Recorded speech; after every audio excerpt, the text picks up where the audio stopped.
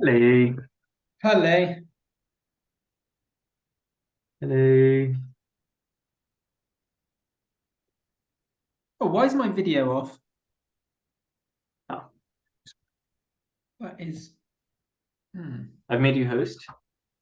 You've made me host. I'm just gonna. Can I just leave the meeting and come back and see if Okay. that fixes the problem with my video? Or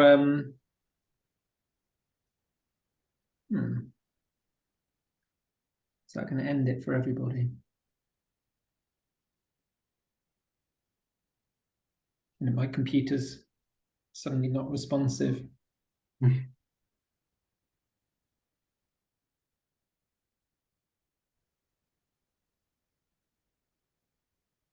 everything is spinning. Right, I'm just going to leave the meeting and come back and hope that I've got less technical problems after that. Okay.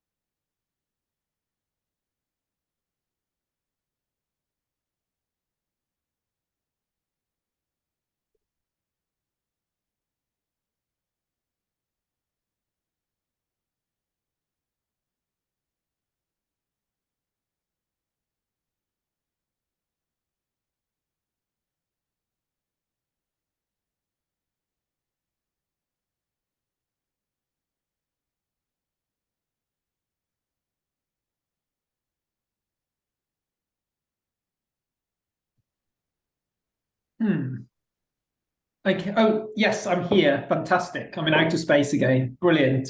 Okay, I'm just going to share my screen. Oops, just need to make me host again. Yep.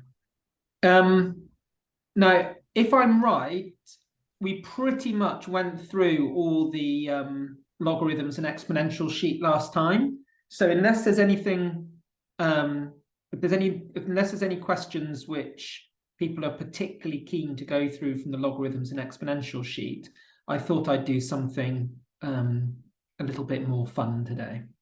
So if there were any questions from the exponentials and logarithm sheets, I've put them into the chat. If you're happy to do something more fun, put a thumbs up or a smiley face.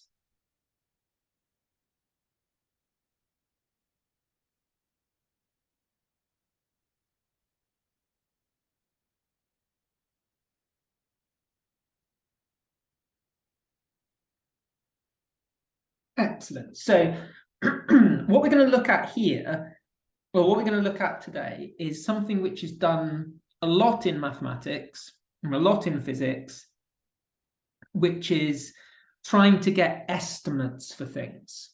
Okay. And you probably know this symbol is the sort of approximate, the symbol for being approximately equal to. That's not necessarily particularly mathematical. What's better is to take some quantity that we want to understand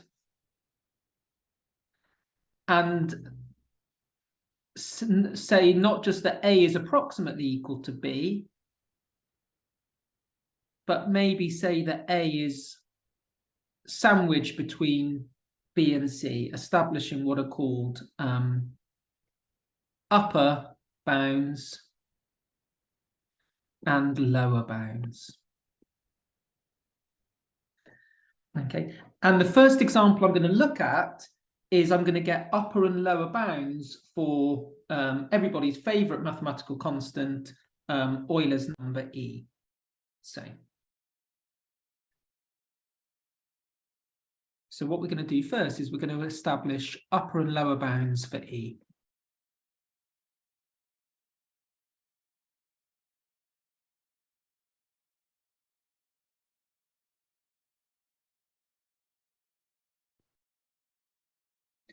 Okay, so what I've drawn here is I've drawn a section of the curve y equals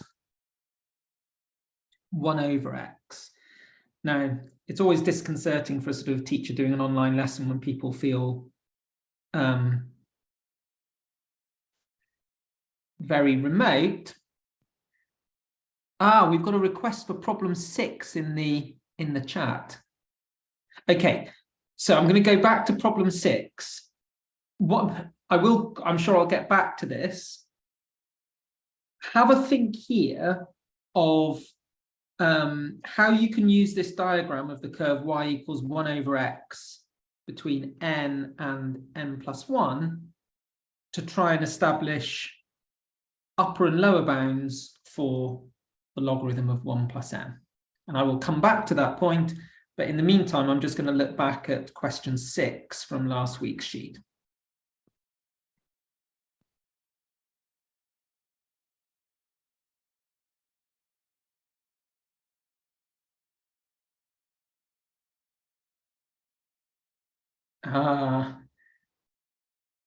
This is the sort of thing people needed to do a lot in the old days. So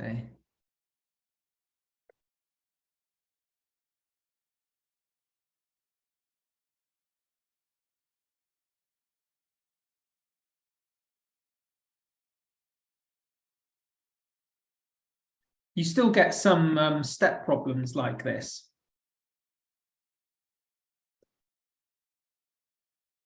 For obvious reasons, if you look at old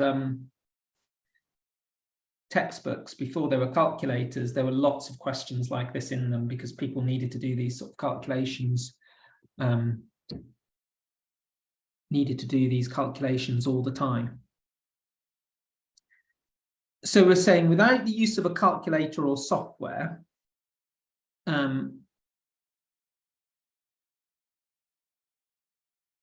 establish which number is larger. Oh, this is tricky. Log of 189, log base 189 of 1323, or log of base 63 of 147.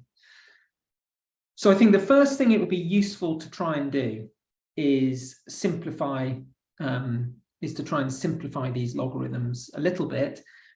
Now I can see straight away that 189 is 3 times 63. So that's probably useful in some way. The other thing I should probably try and do is see if there's any factorization of 1323 or 147, which is useful. So 1323. Well, the sum of 1 plus 3 plus 2 plus 3 is 9. So 1323 is a multiple of 9. So 9 into 1323 goes 1.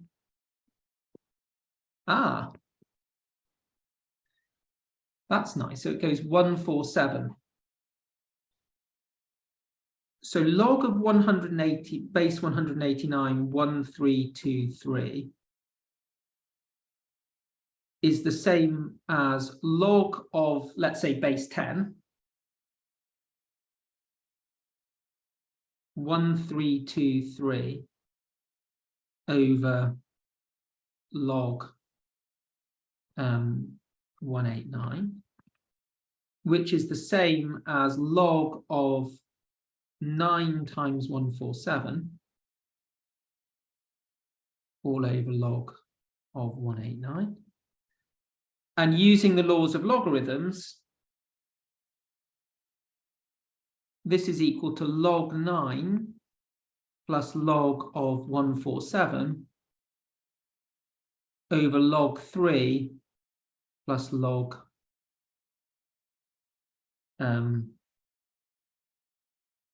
63.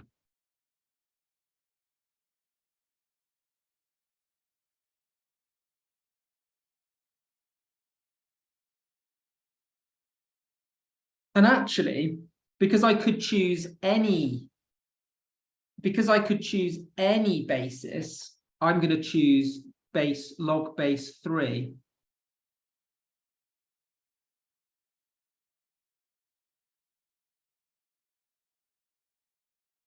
So this is log base 3 of 9, which is 2, plus log base 3 of 147.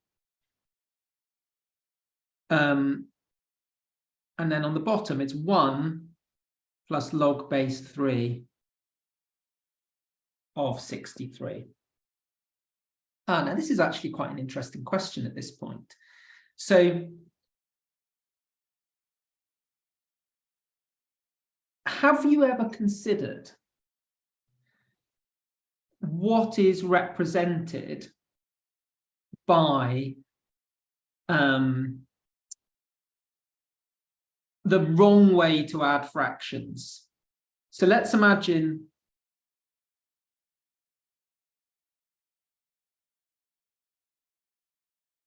I don't know how to add fractions, and I added a over b plus c over d is a plus c over b plus d. Now that's clearly the wrong way to add fractions. But let's sort of try and think about what this sort of represents. So let's imagine you've got one person, let's imagine you've got two groups of people and they've all got bottles of wine. So let's imagine you've got two people who've got 3 bottles of wine.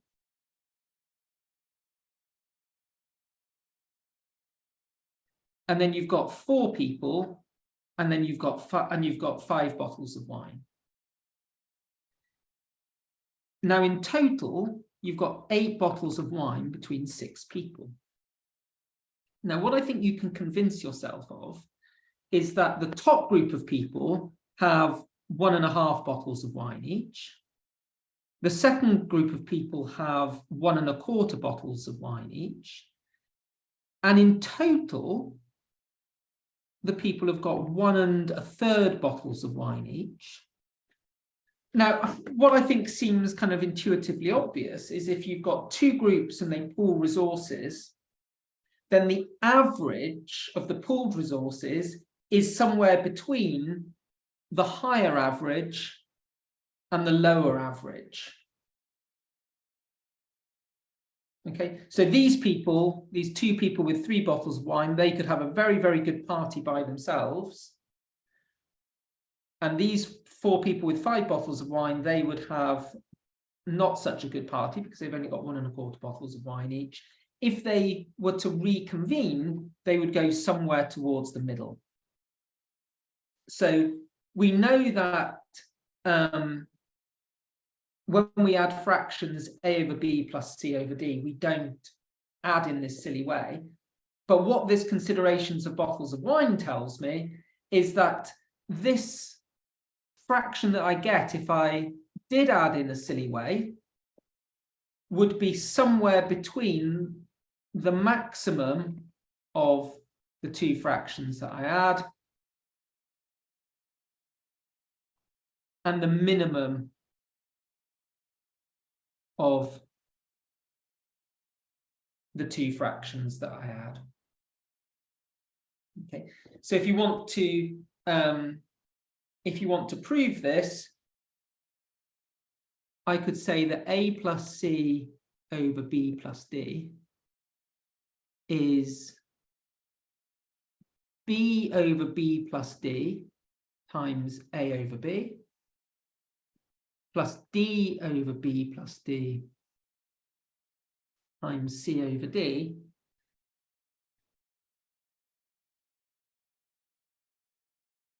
And let's just imagine, without less of generality, let's just assume that c over d is bigger than a over b.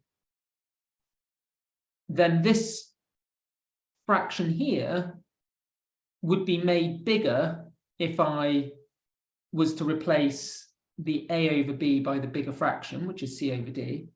So this is less than b over b plus d times c over d plus d over b plus d times c over d. But this just simplifies to c over d. But in a similar way, if I was to replace the c over d by the smaller fraction a over b becomes a lower bound. Okay, now why is this relevant? Because what I'm trying to compare is this fraction 2 plus log 3, 147, over 1 plus log 3, 63. But I'm trying to compare it with just the fraction log base 63, 147.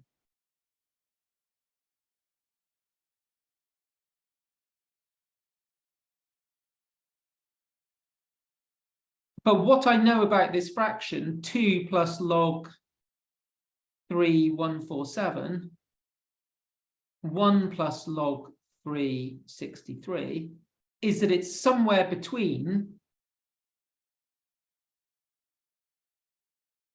log 3 of 63 and 2 over 1 by this result over here, that a plus c over b plus d is between a plus b and c plus d. So all I need to do is decide which is bigger.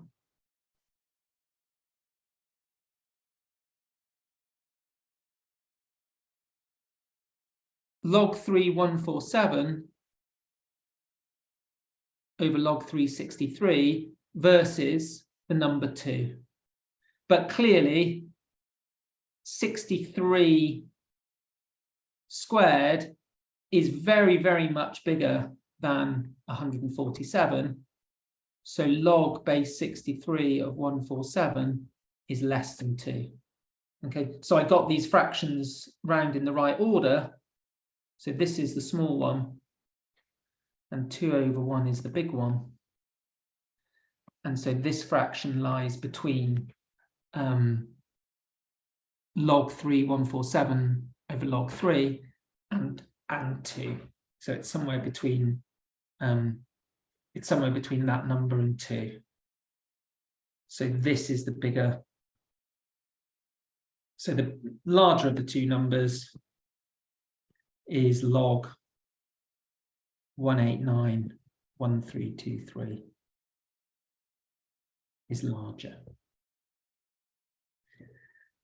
Okay, I can't remember who asked for that question in the chat, but does that answer your question?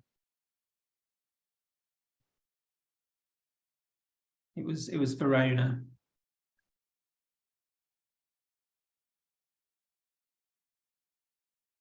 Super. That's quite this inequality that a plus c over b plus d lies between those two fractions is quite a useful one in problem solving. And actually, I'm quite glad we did it because it's quite a nice example of what I wanted to look at before, which is upper and lower bounds. So now I'm more than happy to go through more questions from the sheet, but is everyone now happy for me to go on to what I prepared to look at? Yes, perfect. Okay, so let's go back to my other OneNote.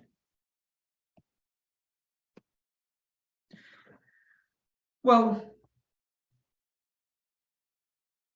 in the meantime that we've been away, what I hope you will agree with is that if I was to draw this area, this curve y equals 1 over x, then this green area, which is the rectangle of height 1 over n plus 1, lies beneath the curve. So I can say that 1 over n plus 1 is strictly less than the integral of 1 over x evaluated between n and n plus 1. What I'm sure you'd also agree upon is that the blue area, so that's the area which of the rectangle which lies above the curve of height 1 over n, is larger than the integral. We know how to integrate 1 over x. It's just the natural log of x. Someone picked me up last time that I should put moduluses, but here n is assumed to be positive, so I don't need them. And so then I get that 1 over m plus 1 is less than the natural log of m plus 1 minus the natural log of m. And if I use the law of logarithms, I can just, subtracting a logarithm is the same as division. So I get the natural log of 1 plus 1 over n is less than 1 over m, but it's bigger than 1 over m plus 1. What that allows me to do now is to get an estimate for E. Okay, because if I treat these two inequalities separately, if I start with the natural log of 1 plus 1 over n is less than 1 over m, then if I exponentiate both sides and use the fact that that x maps to E of x is an increasing function, then I get 1 plus 1 over m is less than e to the 1 over m. And then if I raise both sides to the power n, noting that x, the power of x maps to x to the power of n is also increasing, I get that 1 plus 1 over m to the power n is less than e. Okay. If I do the same thing with the other inequality, so if I start with the natural log of 1 plus 1 over m is bigger than 1 over m plus 1,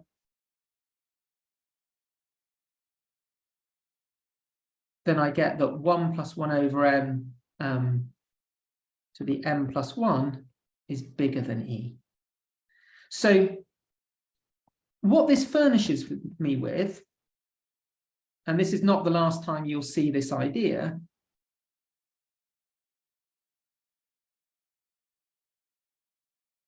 is this furnishes me with as good numerical estimates of E than I can possibly want.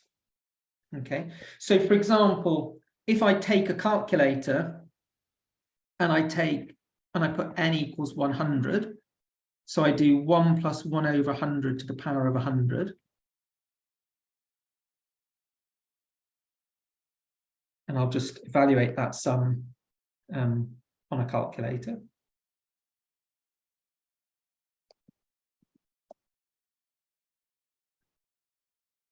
So 1 plus 1.01 raised to the power of 100, I get 2.70481.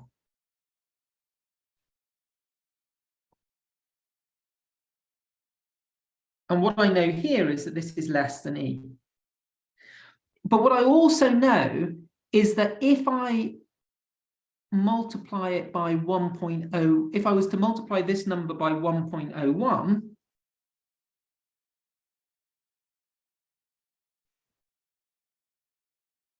then I would get a number that is larger than E. Now, this got quite a nice interpretation. So what we can say here is that 2.70481 approximates E with an error of less than 1%.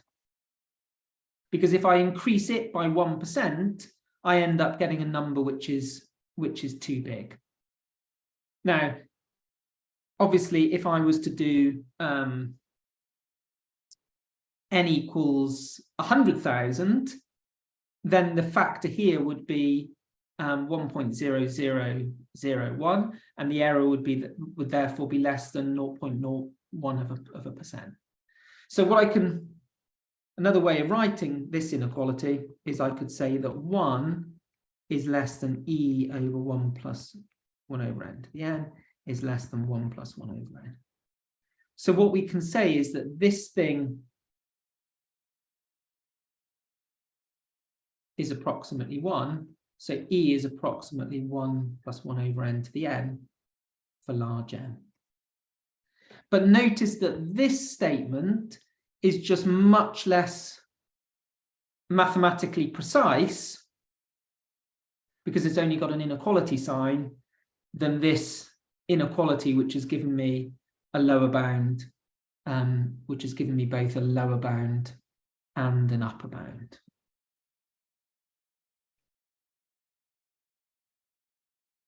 Okay, let's look at what's done next.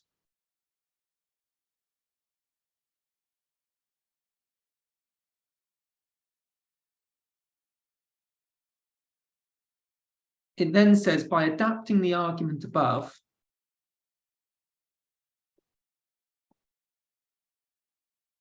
prove that for x bigger than 0, the limit as n goes to infinity of 1 plus x over n to the power n is equal to e to the x. So actually, this is probably worth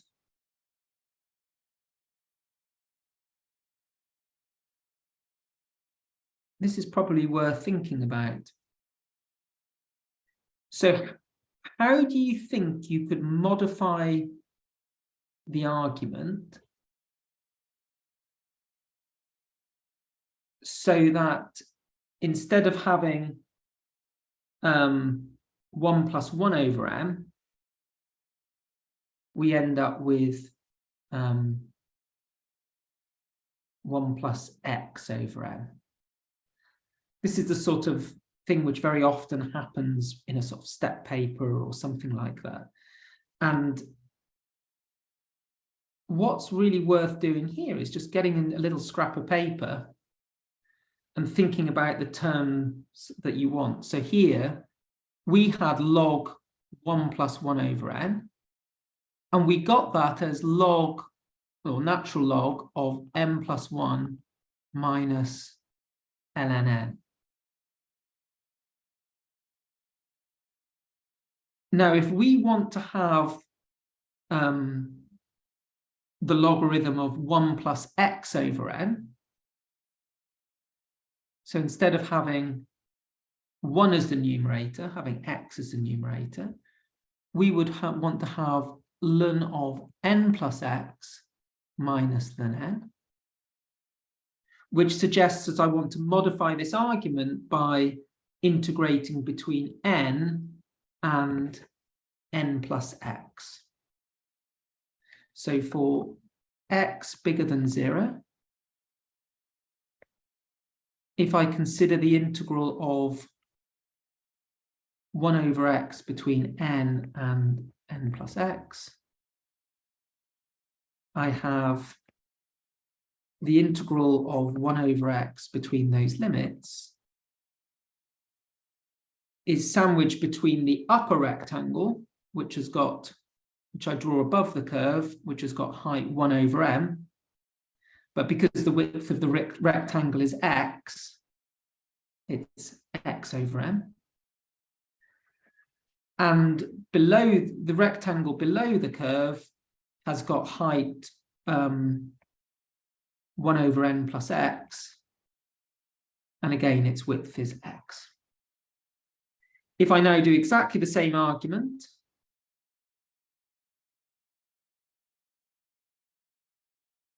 my area under the curve is again a logarithm.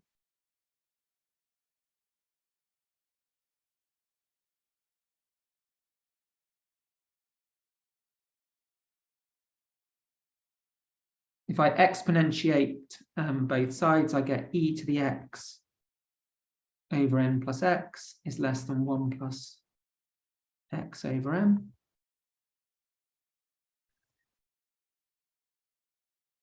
Sorry, e to the x over m.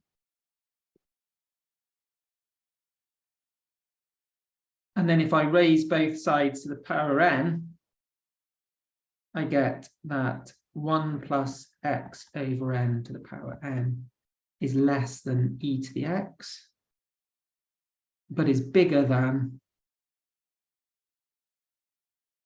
e to the nx over n plus x.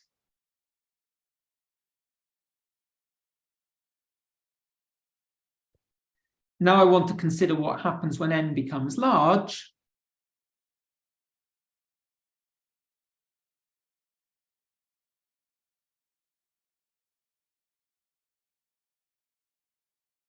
If I consider this fraction nx over n plus x, I can write that as x over 1 plus x over m. And as n becomes large, this x over n fraction goes to 0. So the lower bound converges to e to the x. So what I've shown here is that this function, 1 plus x over n to the n, as n increases,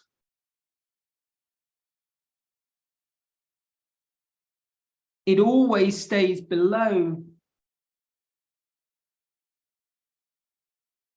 e to the x, but it's above this e to the nx over n plus x term, but that term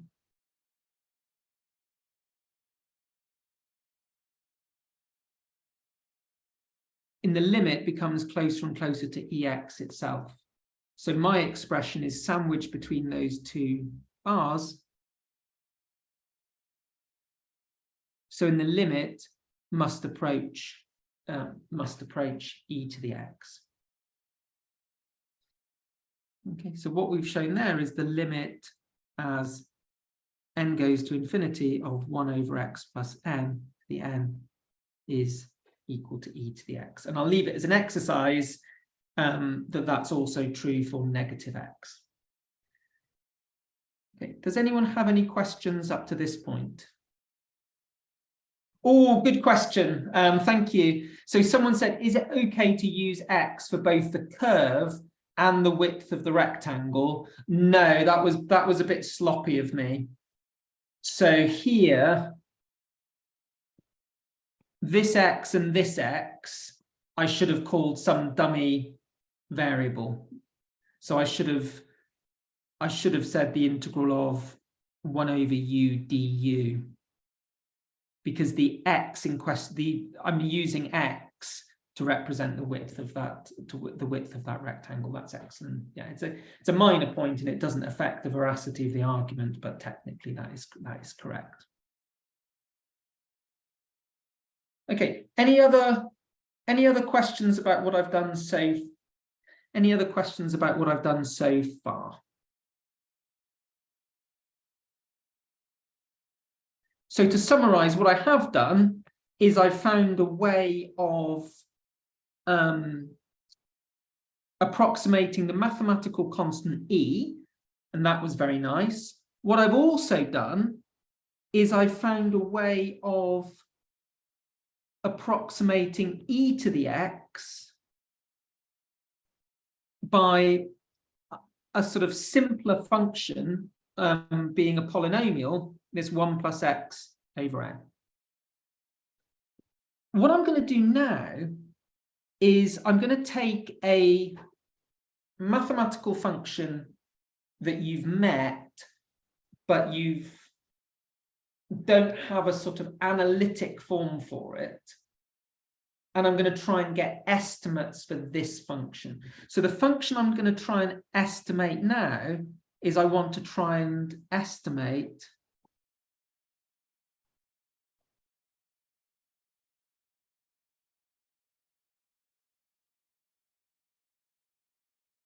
n factorial.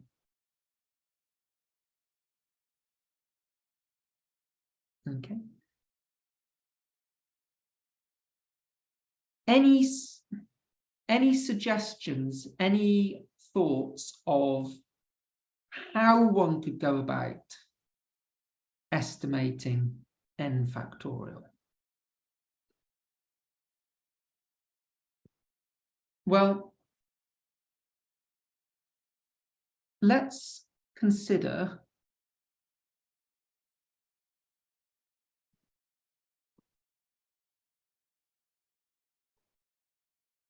the natural logarithm of n factorial.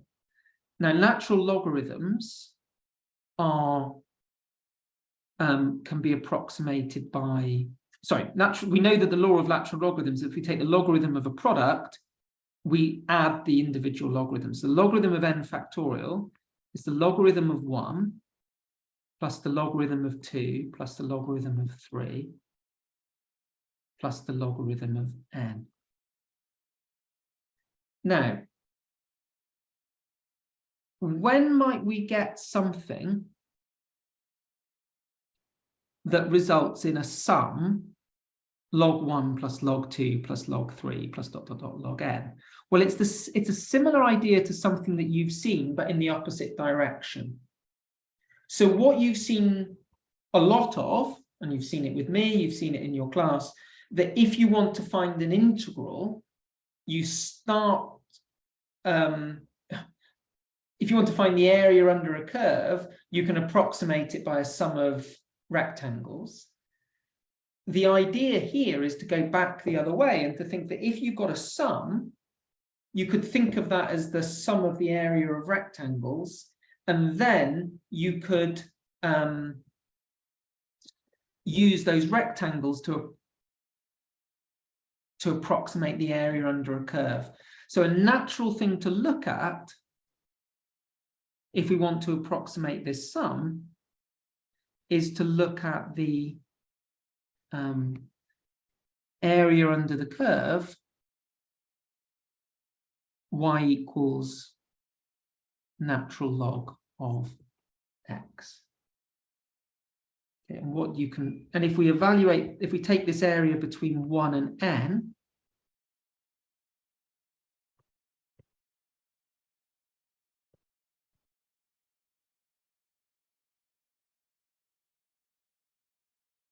then what I hope you agree with me about is that natural log of 2 plus natural log of 3 plus natural log of n is these upper rectangles, and that's bigger than the integral from 1 to n of natural log of x dx.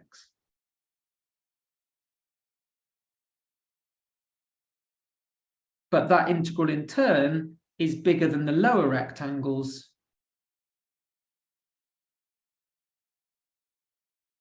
which would only take me up to n plus 1.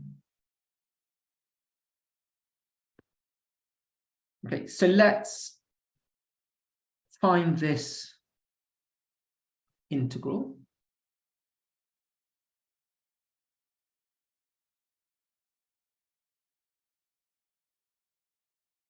So what method of integration, put it into the chat, would you recommend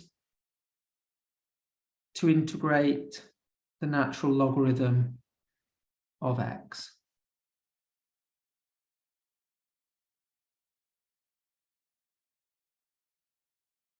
Integration by parts, excellent. So let's put as our parts u equals the natural logarithm of x, v dash is 1, u dash is 1 over x, and v is x. So we get our integral is x log x, evaluated between 1 and n, minus the integral from 1 to n of 1 dx. So we get n ln n minus n minus 1 is my integral. So I've got n ln n minus 1 is less than ln n factorial, but is bigger than ln n minus 1 factorial.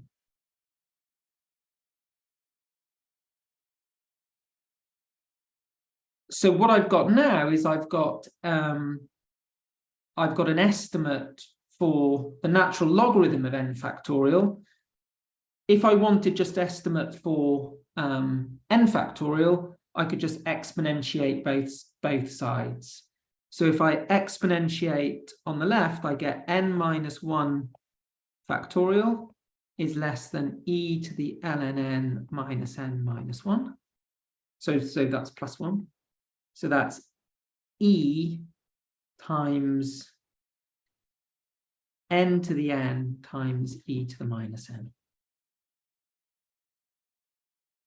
On the other hand, if I take the, if I multiply by n, that tells me that n factorial is less than e to the n plus 1, e to the minus n. If I exponentiate the other side, I get that the same expression is less than n factorial.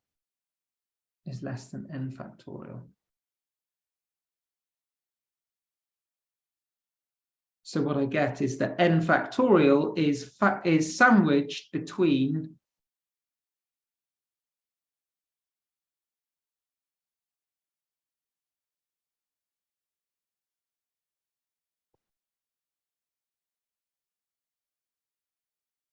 this lower bound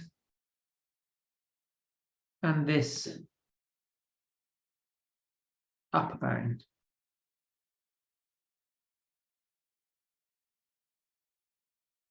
Yeah, it's plus 1.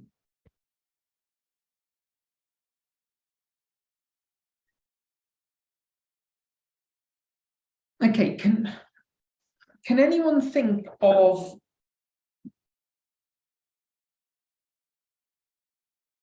and this is something which mathematicians do all the time, is if you've got lower and upper bounds, that's great, you've got estimates, but what you really want as a mathematician or as a physicist is you want better estimates. So we got estimates for n factorial by getting upper and lower bounds for this integral, the integral from 1 to n of log x dx. And we did that by taking upper and lower rectangles. Can anyone suggest a way of getting a better estimate for that area?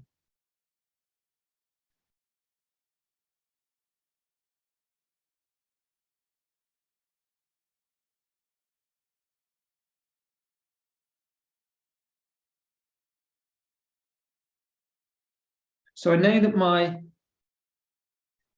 integral of log x dx from 1 to n is equal to n ln n minus n plus 1. And I've said that that's approximately equal to n factorial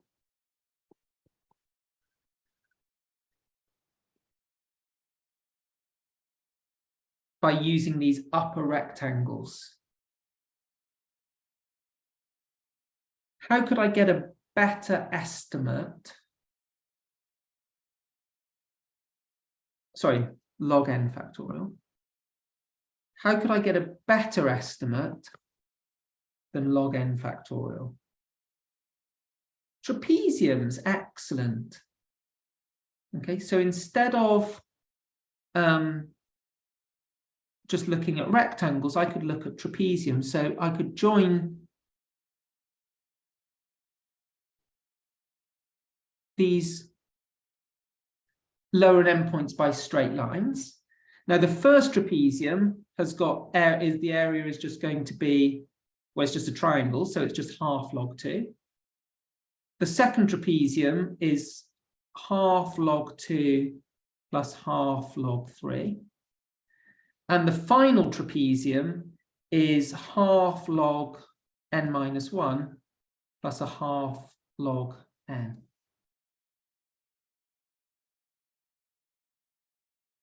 So I can say that the approximation for this area is the area of the trapeziums.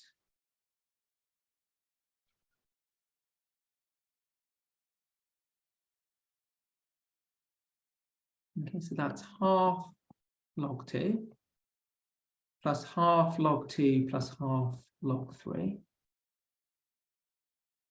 plus half log n minus 1 plus half log n.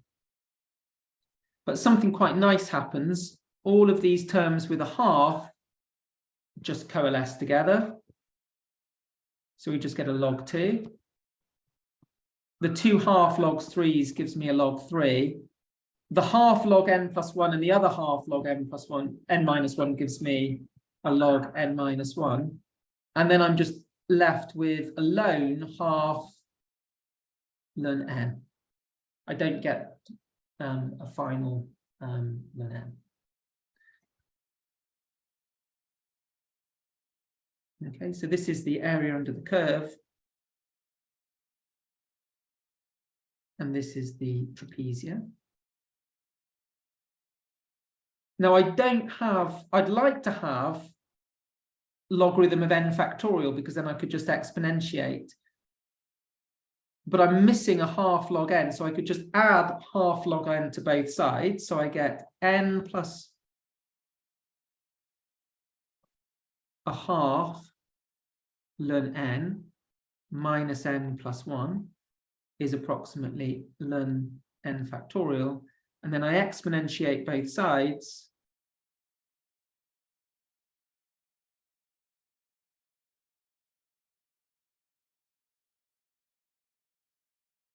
And then I can simplify this e ln n. So I get n to the power of n plus a half e to the minus n times e is approximately n factorial.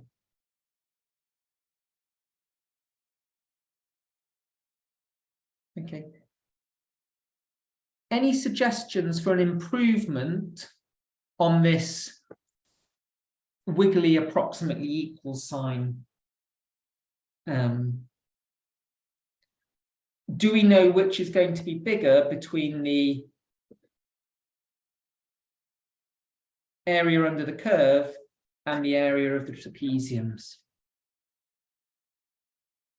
So put into the chat whether you think this sign should really be a greater than, an equal to, or a less than.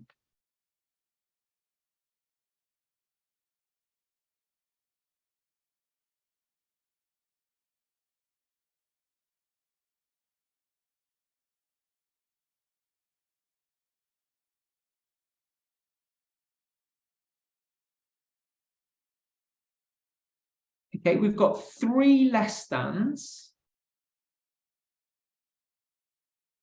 You're right. Oh, wait a minute. No.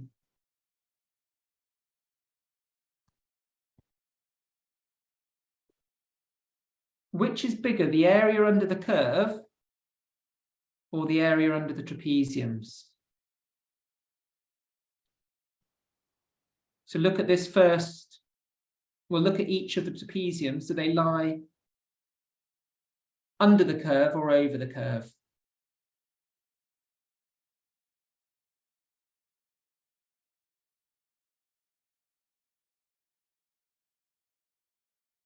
Yeah, so the trapeziums lie under the curve. So the area under the curve is bigger than the area of the trapeziums. So I could replace this inequality by a greater than sign.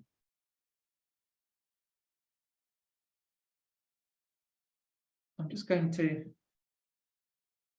do this for a second. I'm just going to stop sharing for a second. And I'm just going to share a different window. Have people seen my window now?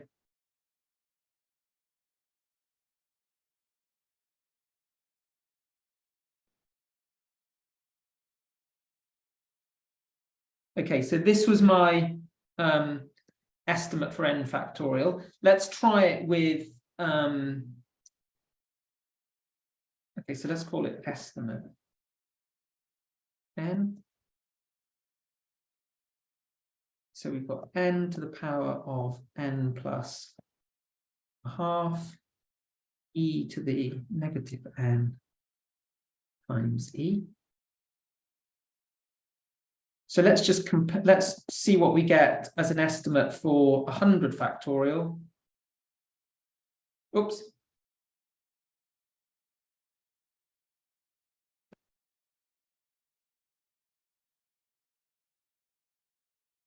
So as an estimate for 100 factorial, we'll get 1.01122 times 100, 10 to the power 158. If we do 100 factorial,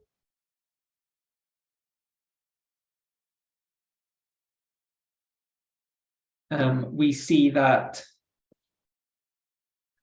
100 factorial is actually ever so slightly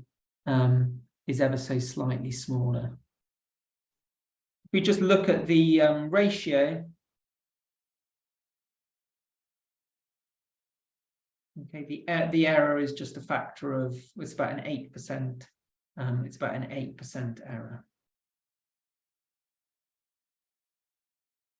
Let's try it with 1000 factorial. Oh, didn't like it. Numbers were too small.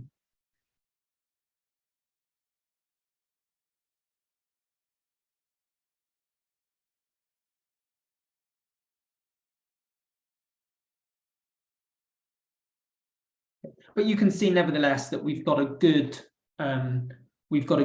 estimate for n factorial. Let's just have a look at the comment in the chat. Yep. Super.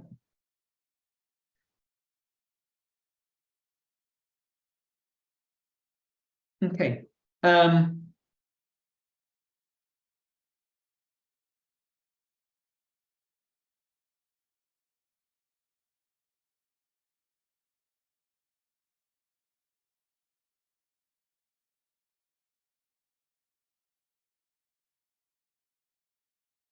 Now there's quite a useful point which we can see there, is that as we take more and more, well, we can see that the error, so the difference between these two expressions, the area under the curve and the area under the rectangles, doesn't go to 0, but is the sum of all these little blue areas here. Okay. But if we could find the limit of all those little, if we could find like the total of all those blue areas, okay, so the difference between the area under the curve and the area under the trapezium, we would just get the total blue area, and then that would converge to some constant. And I will leave out all the mathematical, details, but I will whet your appetite that the best constant to put out of the front here is not E, but a mathematician called Stirling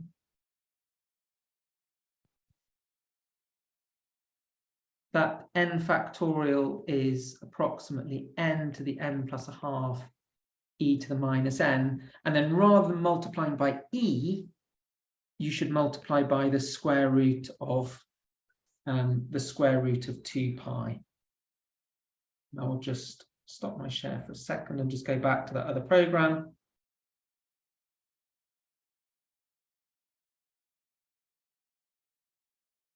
So I'm going to replace this e here by the square root of 2 pi.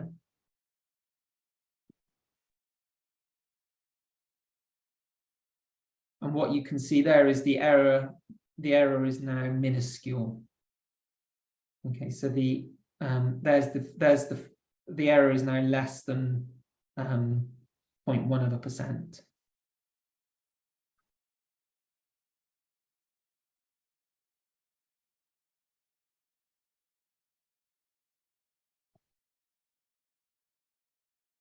Okay, so 100 factorial is 9.33262 times 10 to the 157. The estimate that you get for n factorial using this factor of square root of 2 pi is 9.32485 times 10 to the 157. So it's correct to one significant figure.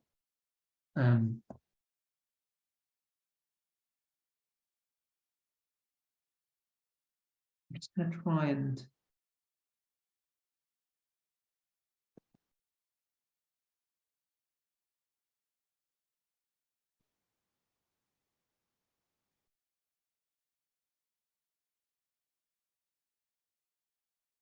and there we go. And we can see if we do 1,000 factorial, the estimate is even better.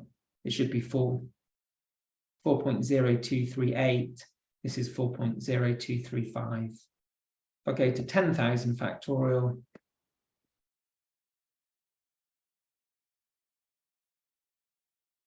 again, we get a much better match. Let's do 100,000. You can see that they're this. You can see that they're essentially the same. Okay, so that's a lovely. Now I know I didn't derive that where that square root of 2 pi came from, and in some ways I think that's quite nice because I think that gives you something to go away and research. But what I have given you a little bit of a sort of like window into is a little bit of sort of what mathematicians often do when they've got complicated functions that they can't quite deal with precisely. They just make estimates and then they make better and better estimates. Does anyone have any questions that they want to know more about Stirling's formula or what I've done so far?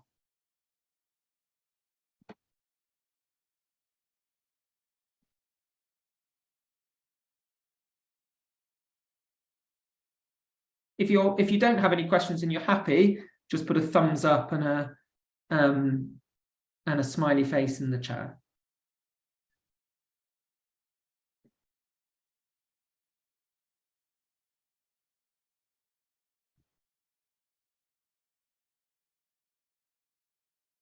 Cool, good.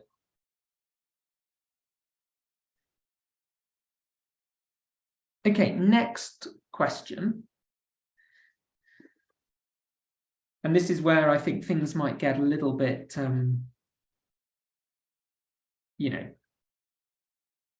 difficult, but hopefully will inspire you to go away and try and do these calculations for yourself. Is, you think when an estimate for n factorial might be useful? So when in maths,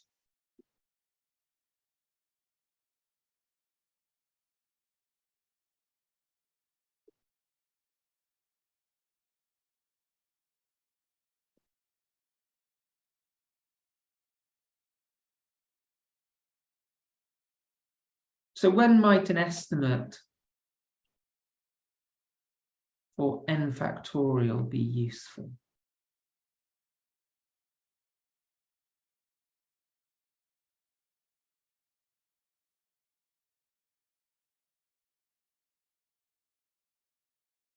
Excellent. So someone's put binomial distribution or expansion with lots of terms to calculate NCR. So let's think about the binomial distribution. Okay. So these NCR numbers, which were mentioned in the chat, what mathematical object kind of keeps track of NCR numbers? Well, you've probably come across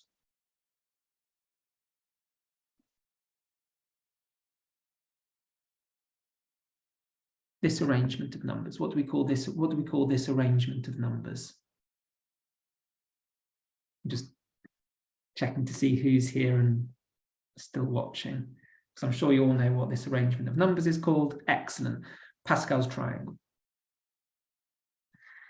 Now, one of the things which mathematicians around the sort of 1700s started to think about, after the time of Pascal, they realized that this came up a lot in probability and so forth, is they thought, well, what happens if we sort of plot a row of Pascal's triangle? So if we do 1, 5, 10, 10, 5, 1, well, 1 is clearly a small number, 5 is a lot bigger, 10 is bigger than 5, 10 is 10, and then it goes down the other side. How would you describe that shape of, if you're going to sort of model this by a curve, how would you model that curve? And I'll just go over to my other application.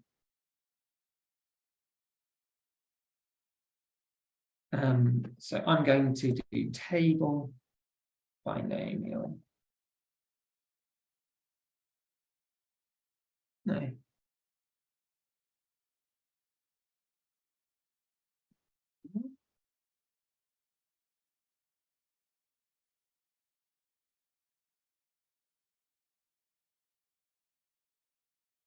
Oops.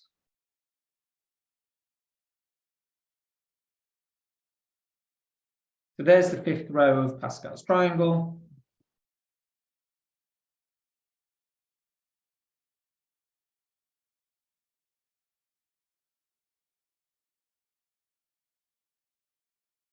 And then they're plotted on a curve.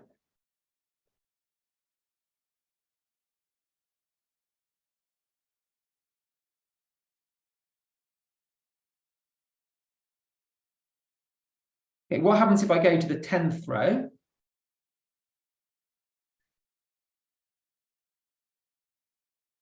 Well, the coefficients of Pascal's triangle get bigger as you go towards the middle. Okay, let's go to the 100th row.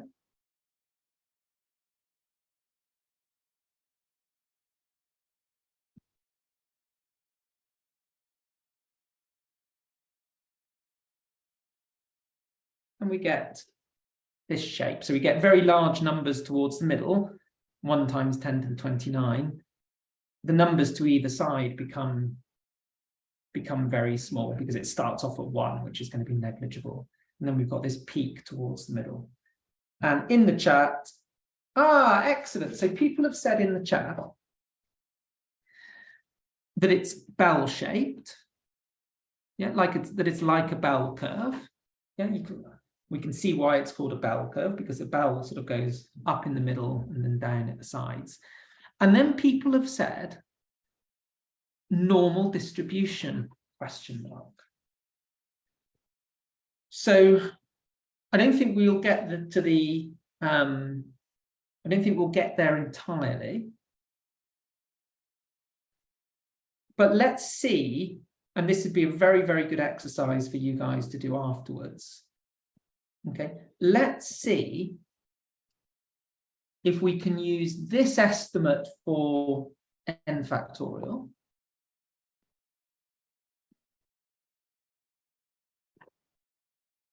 to show that my rows of Pascal's triangle can be modeled by something which becomes a normal distribution. Okay, we've got 25 minutes. Let's see how we get on. Okay, so the first thing we do is, what's the formula for n choose k?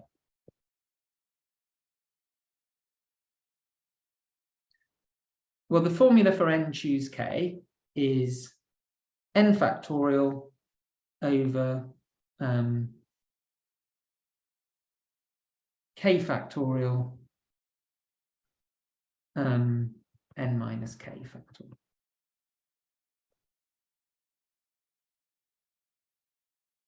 But actually, which application am I sharing? Am I sharing my OneNote?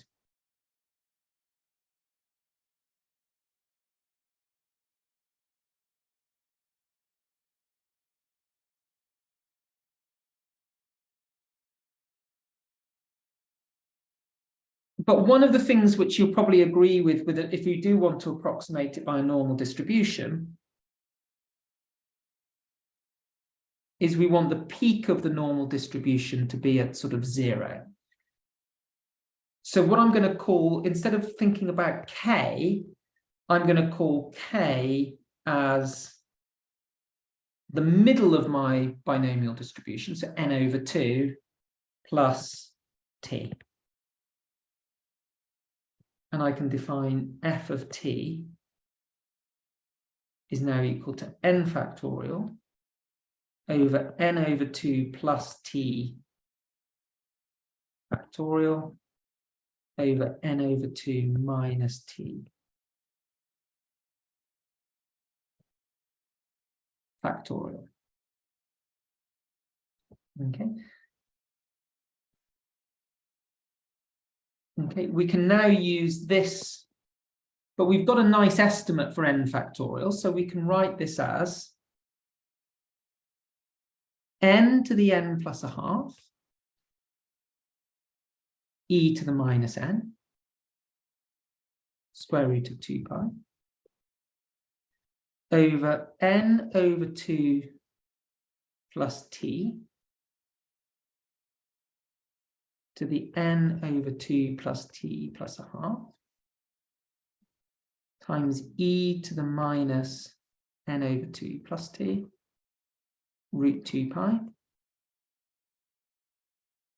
So I'm just applying Stirling's approximation to this factorial.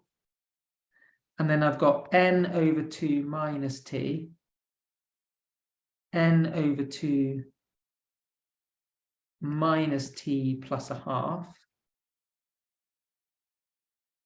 e to the minus n over 2 minus t. And then I've got another 1 over root 2 pi. I've got another root 2 pi.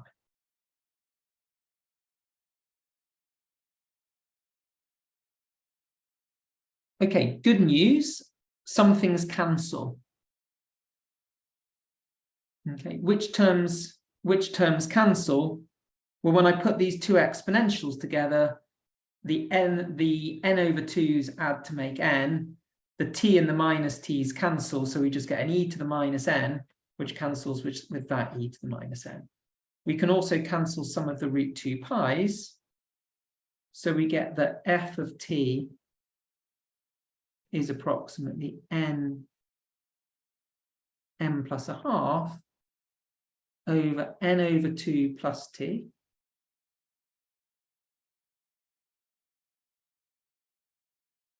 n over 2 plus t plus a half,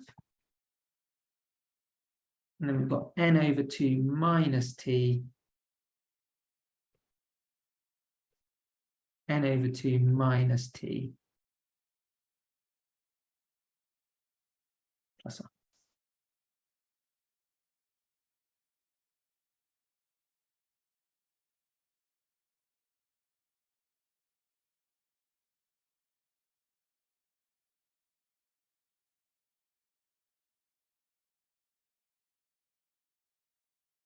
Okay, next idea. Sorry, is everyone happy? Is everyone happy with this? Is everyone happy with this so far?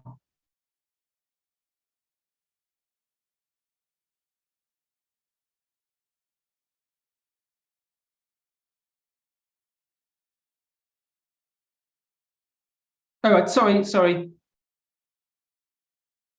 How did I cancel both square root 2 pi's? No, I shouldn't. I should have a 1 over root 2 pi up front. Thank you.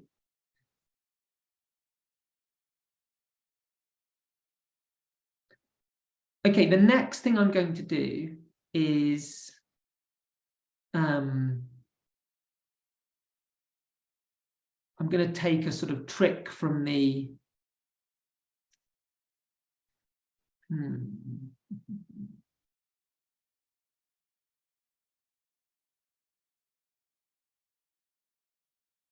I'm going to take a sort of trick from the probabilists. So this is the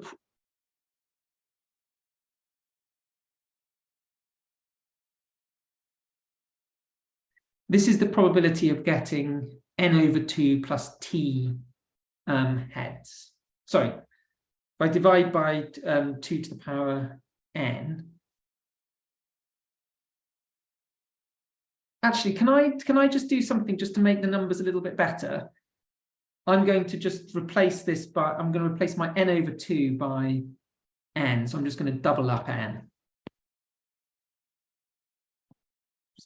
G of 2.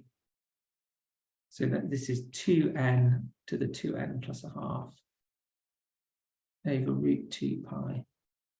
And now I've just got n plus t plus a half. And then I've got n minus t. N minus t plus a half.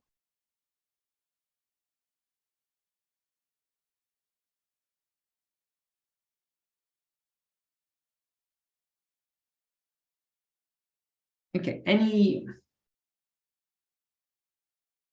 things that we can do now? So the next thing is I can say that if I toss two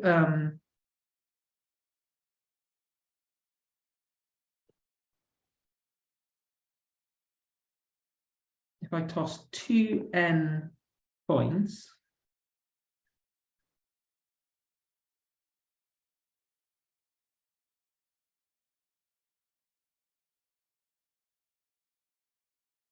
the probability of n plus t heads is just gt over 2 to the 2n. But that's quite nice because I could have written the top as 2 to the 2n plus a half times n to the 2n plus a half. So if I just divide by 2 to the n, I get the square root of 2, which cancels with the root 2 pi on the bottom.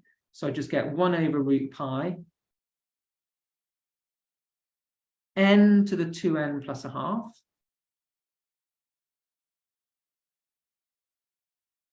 over n plus t, n plus t plus a half, n minus t, n minus t plus a half.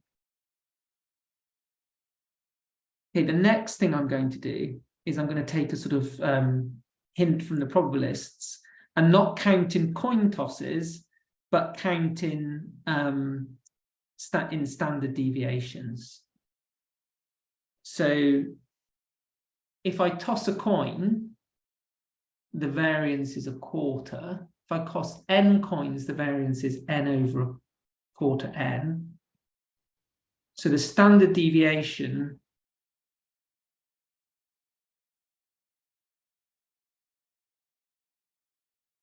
is root n over 2. So t is, if t is x standard deviations, then x is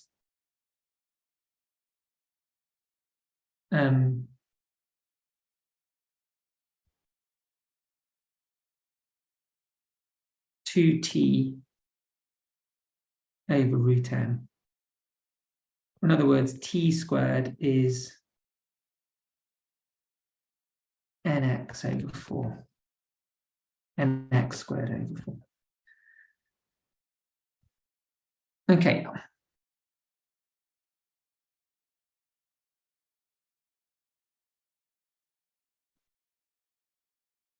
Let's go back to this expression and let's see if we can simplify it at all.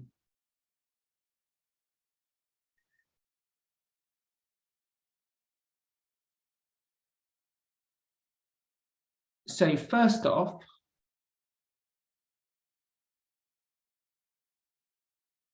n plus t times n minus t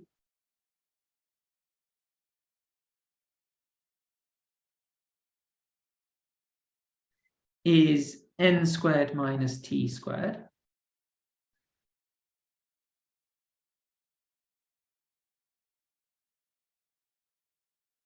And we've got n minus t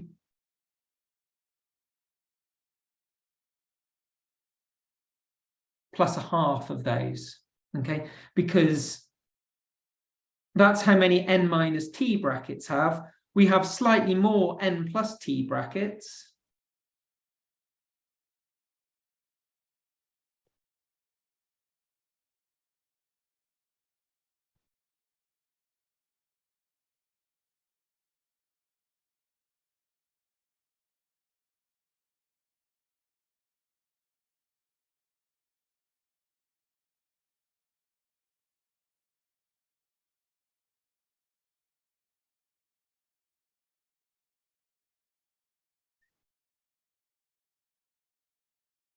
Now something else I could do.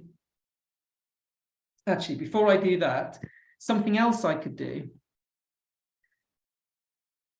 is I could divide every bracket by n. So on the bottom, I've got n plus t plus a half, n minus t plus a half. So on the bottom, I've got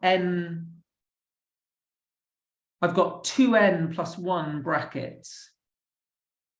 So if I divide top and bottom by n to the 2n plus 1, on the top, my n 2n plus a half divided by n to the 2n plus 1, I just end up with 1 over root n. And then on the bottom, everything is divided by n. So I've got 1 over root pi n. I don't have an n term on the top, but on the bottom, I've got 1 plus t over n plus t plus a half. And then I've got 1 minus t over n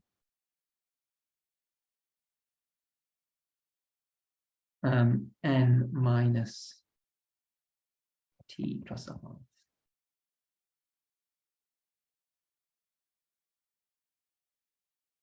And then I'm going to do what I was going to do before. I'm going to put the 1 minus the brackets together. So I've got 1 minus t squared over n squared to the power of n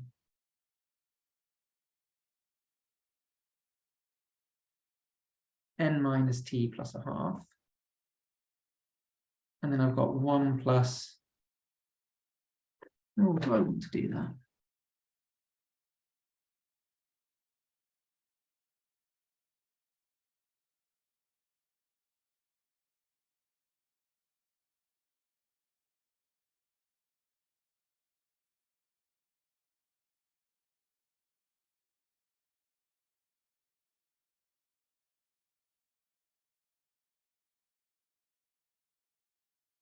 Oh, sorry. So there's a question earlier about the standard deviation.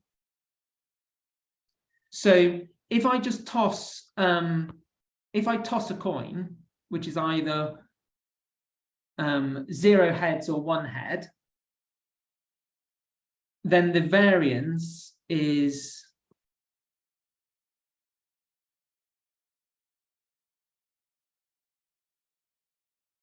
the expectation of x squared minus the expectation of x all squared. Now, if I square the number of heads, just 0, 1 becomes 0, 1. So the expectation of x squared is just a half.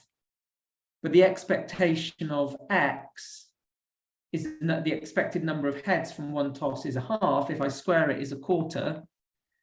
So the variance from the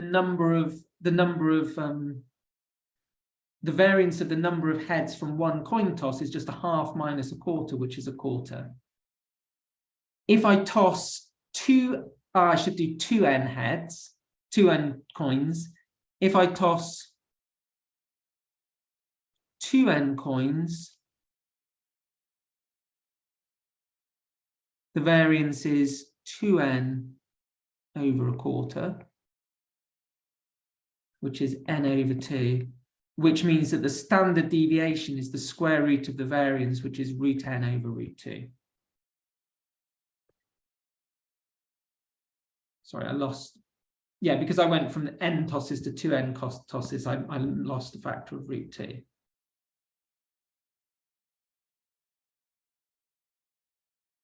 So t squared is n over 2x squared.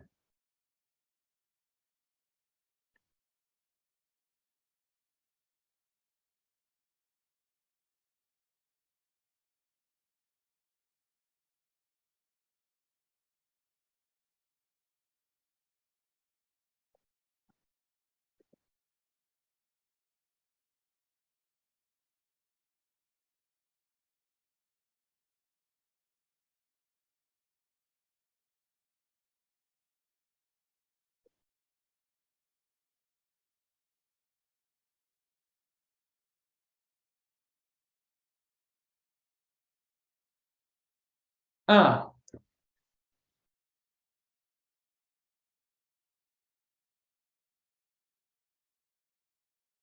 Okay, but now I can start to use that because I've got my t squared over n squared here. So I've got 1 over root pi n. And then I've got 1 t squared over n squared is 1 minus x squared over 2n. Then I've got n minus t plus a half. And then t over n is 1 plus x over root 2n. And then 2t is root 2n x.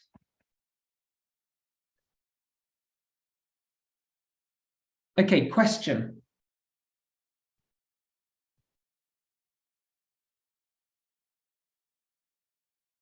When have you seen earlier today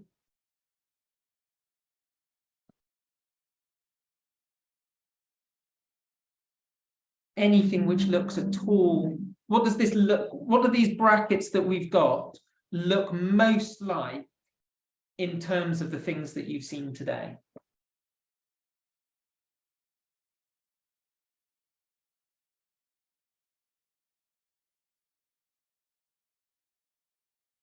When have you seen any sort of brackets like this? Maybe this second one is the one which is most recognizable. Well, if we go back very much earlier, we saw that 1 plus x over n to the n can be approximated by e to the x.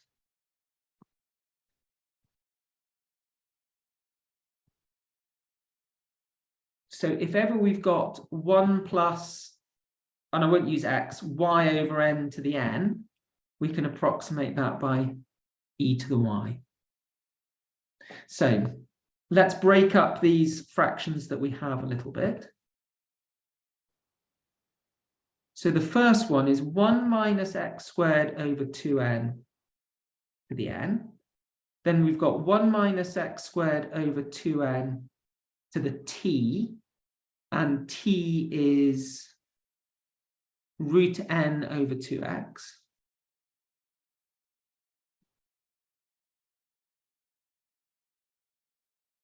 And then we've got 1 plus x over root 2 to the root 2n x. Well, let's look at each of them. Let's look at this one.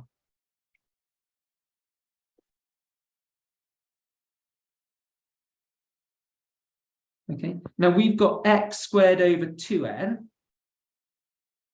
but that's the same as x squared over 2 all to the power n. So what can we say 1 minus x squared over 2 over n to the power n is approximately equal to? Using this identity. Going to wait to see if anyone puts it in the chat to see if you're all still alive after this heavy duty algebra.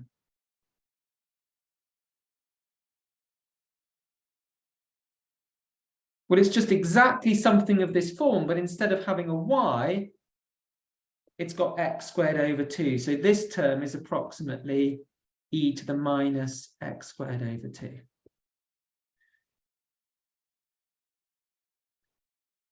Let's look at this one.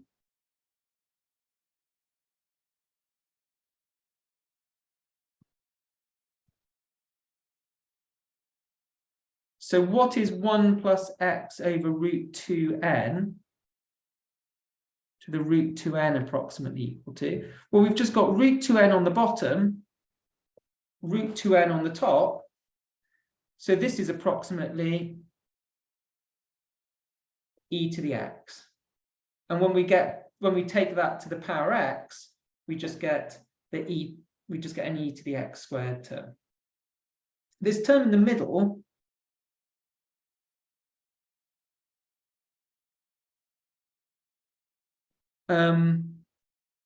well, it's divided by an n inside the brackets, but it's only raised to a power of root n, and I'll leave out the technical details. But this term just goes to 1. This term we can end up forgetting about. So let's look at what we've ended up with.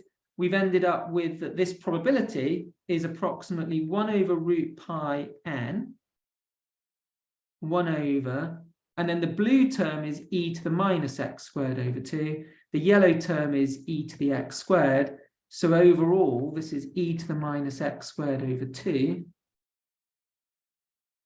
over 1 over root pi n. And the important function here is this e to the minus x squared over 2. So let's just go over and now what do you think e to the minus x squared over 2 is going to look like when you plot it? I'm just going to plot it on my other screen.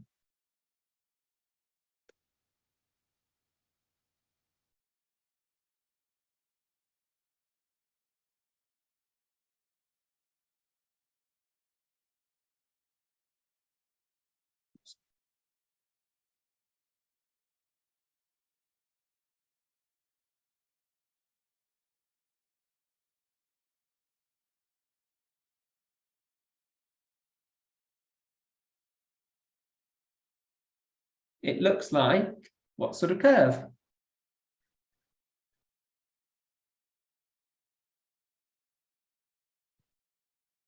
It looks like a bell curve.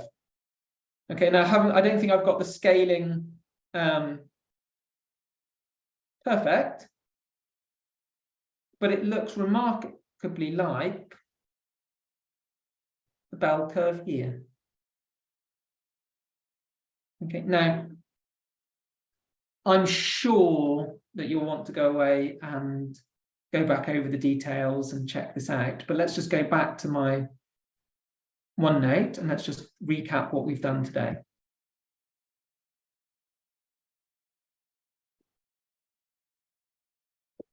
So we started by estimating the area under the curve y equals 1 over x, and we got an estimate for E.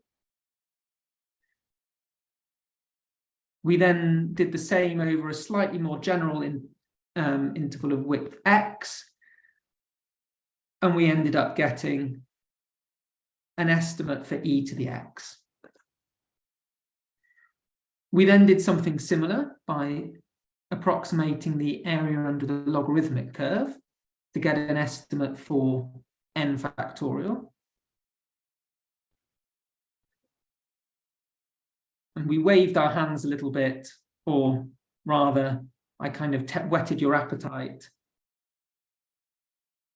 to say that you can show that the constant out here is 1 over root 2 pi. But then we got an estimate for n factorial. What we then did, and this was a bit of an algebraic tour de force, is we substituted that estimate for n factorial into our formula for Pascal's triangle. We then counted in standard deviations and rearranged things, and lo and behold, we got brackets that looked very like those brackets like exponential functions. And when we simplified everything down, we exactly got this e to the minus x squared term. So what we've done is we've proved the central limit theorem. So we've shown that the limiting curve of the binomial distribution really is a normal distribution. So when your teachers say next time, don't worry where this e to the minus x squared over 2 comes from, you will know the answer. Okay, does anyone have any final comments?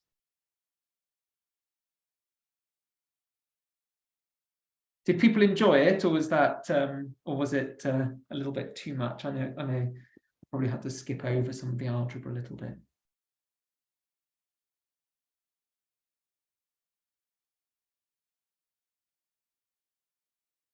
I think it's pretty cool to prove the central limit theorem. Anyway, nothing in the chat. Anyway, I will let you go. I will let you ponder some of that. Yeah, I'm sure it is confusing. I'll make sure I share the PDF with Vlad. You know, have a go at working through all of the details. Super challenging, definitely. Yeah, it was ambitious to prove the central limit theorem in an hour, but I thought I'd try something else. All right. Okay. Bye everybody.